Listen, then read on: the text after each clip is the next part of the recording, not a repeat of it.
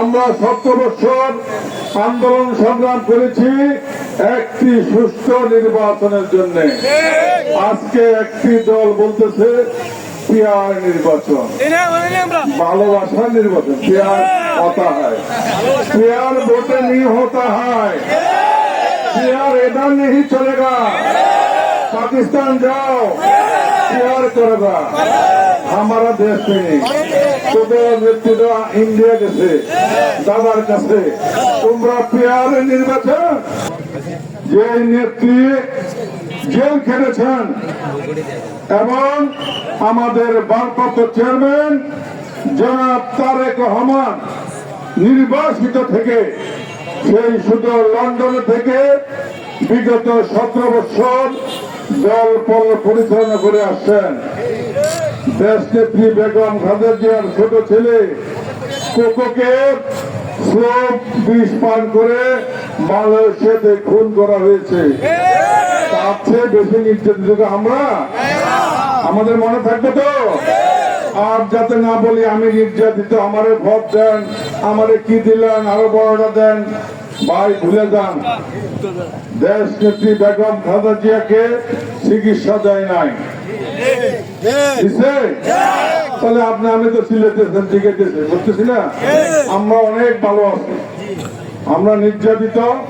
আমাদের নির্যাতনের কারণেই 5ই আগস্ট জন্ম নিয়েছিল তারেক রহমানের নির্দেশে ফ্যাসিস্ট সরকার 2024-এ 5ই আগস্ট বাংলাদেশ ছেড়ে পালাতে বাধ্য হয়েছে।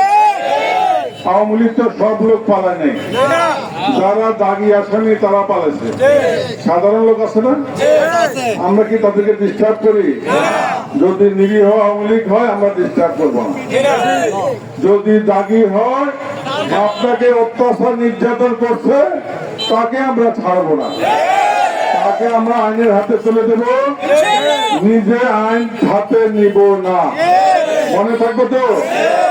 আর যে ওই যে 47 বছর আগে 81 সালে যেই ষড়যন্ত্র শুরু হয়েছে, সেই ষড়যন্ত্র কিন্তু এখনো চলমান। আমরা 17 বছর আন্দোলন সংগ্রাম করেছি একটি সুষ্ঠু নির্বাচনের জন্য। আজকে একটি দল বলতেছে পিয়ার নির্বাচন, ভালোবাসার নির্বাচন। प्यार होता है, प्यार वोटे नहीं होता है, प्यार इधर नहीं चलेगा। पाकिस्तान जाओ, प्यार करेगा हमारा देश में। তোদের নেতৃত্ব ইন্ডিয়া গেছে দাদার কাছে, তোমরা পিয়ার নির্বাচন। পাকিস্তান যাও, বাংলাদেশ আমাদের, এই মুক্তিযুদ্ধের বাংলাদেশ, শহীদ রাষ্ট্রপতি বাংলাদেশ। এখানে কোন অপশক্তি জায়গা বা স্থান হবে না। আমার প্রিয় নেতৃবৃন্দ যারা আছেন, আপনারা ডাইনে বামে লক্ষ্য করবেন, এই মনোরগঞ্জের মানুষ, মাটি ও মানুষের নেতা আপনারা। আপনারা জনগণের ভোটে নির্বাচিত ওয়ার্ড কমিটি, ইউনিয়ন কমিটি এবং থানা কমিটি। আপনাদের কাছে আমার দলের আমানত। কি আমানত? এখন এই যে আমানত দিল, দল তো একটা দায়িত্ব দিছে নাকি? আপনি দলের দায়িত্ব নিয়ে, পবিত্র দায়িত্ব আপনার হাতে। এখন আপনি দিনে জিয়াউর রহমান, রাত্রে যদি আরেক রহমান কন, তাহলে কি চলবে? সাবধান, কাউকে ছাড়া হবে না। দলের বাহিরে গিয়ে কোন ষড়যন্ত্রকারীকে ক্ষমা করা হবে না। তারেক রহমানের ঘোষণা, দেশ নেত্রী বেগম খালেদা জিয়ার ঘোষণা। নির্যাতন, হামলা, মামলার পরে এখন একটি সুষ্ঠু নির্বাচন চাই এই দেশে। আবার যদি আবার নির্বাচনের নামে, দলের নামে, দলের দোহাই দিয়া ষড়যন্ত্র করেন, ক্ষমা আমরা করব না, কোনোভাবেই ক্ষমা করব না।